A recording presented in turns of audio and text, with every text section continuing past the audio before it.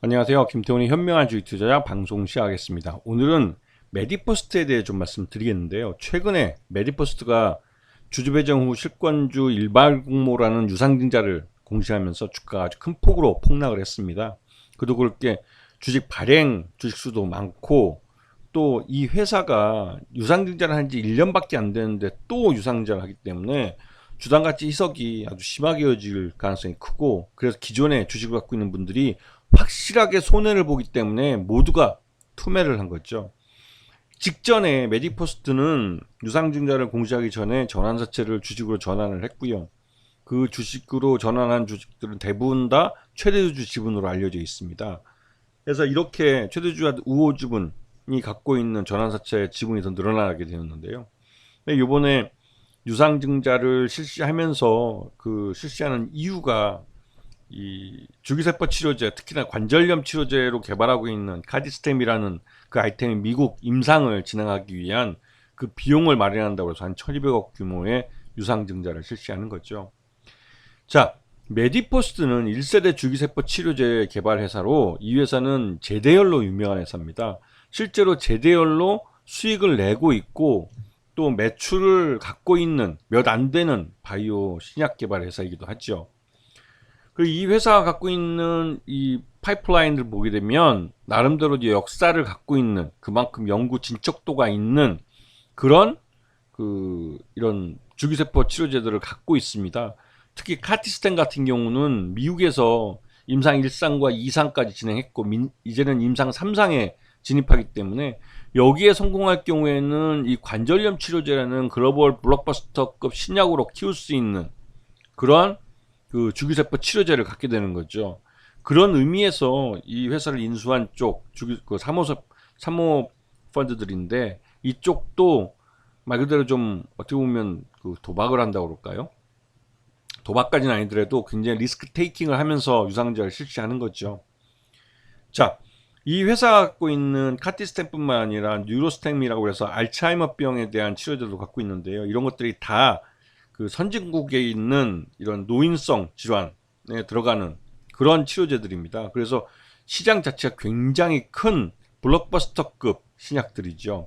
이게 성공만 한다면 줄기세포 치료제로서 성공한다는 대단히 큰, 어떻게 보면 우리나라뿐만 아니라 전 세계적인 바이오 신약 개발의 한 획을 긋는 그러한 연구 실적을 내놓을 수 있는 기업이기도 하면서, 다른 한편으로 아직까지는 시장 리스크가 있는 그런 상태이긴 하죠. 이 회사에 보면 그 카디스템이나 뉴모스템 이 다양한 적응증에 대해서 이 줄기세포를 임상 실험을 하고 있고, 이에 대한 그 결과들이 일부 나오기도 했습니다. 그리고 라이센스 아웃도 일부 했었죠. 물론 나중에 다시 돌려받긴 했지만. 그리고 이 회사 1분기 실적을 놓고 봤을 때 제대열 은행이 한 43% 정도 차지하고 있고, 줄기세포 치료제가 35%, 그다음에 건강기능식품이 14% 정도 됩니다. 그리고 이 회사의 지난 1분기 매출이 173억 정도 나왔고요. 영업이익은 14억이 발생해서 작년 동기 대비해서 흑자 전환하는 데 성공했습니다. 하지만 지분법 손익에서 67억의 적자가 나오면서 단기 순손실은 60억대 손실이 발생했죠. 이 회사의 최대 주주는 스카이메디 유한회사라고 그 스카이레이크 쪽에서 갖고 있는 사업펀드입니다. 이 회사를 인수하기 위해서 만든 사업펀드인데요. 그러다 보니 이 회사가 하지만 이제 기존 최대주주였던 양윤선 박사 쪽은 일부 주식을 매도하긴 했지만 여전히 남아서 연구를 계속하고 있습니다. 오히려 그 연구개발비 마련을 하는 데 있어서 스카이레이크라는 확실한 그 전주를 잡아놓은 의미도 있기 때문에, 그래서 그 양윤선 대표이사랑 대표이사랑 이 스카이레이크 메디가 같이 공동 경영을 하고 있는 그런 상황이라고 해도 과언이 아닙니다. 자, 요건 지난 7월 11일 날 최대주 쪽이 갖고 있던, 스카이레이크 쪽이 갖고 있던 그 전환사채들이 대거 14,700원에 그 주식으로 전환됐다는 걸 볼 수 있습니다. 그리고 나서 주가가 폭락을 했죠. 시장에 즉시 매도한 것 같지는 않은데, 왜냐면 매도를 하게 되면 5%에 따라서 즉시 공시를 해야 되기 때문에 이 지분은 고스란히 갖고 있는 걸로 알려져 있습니다.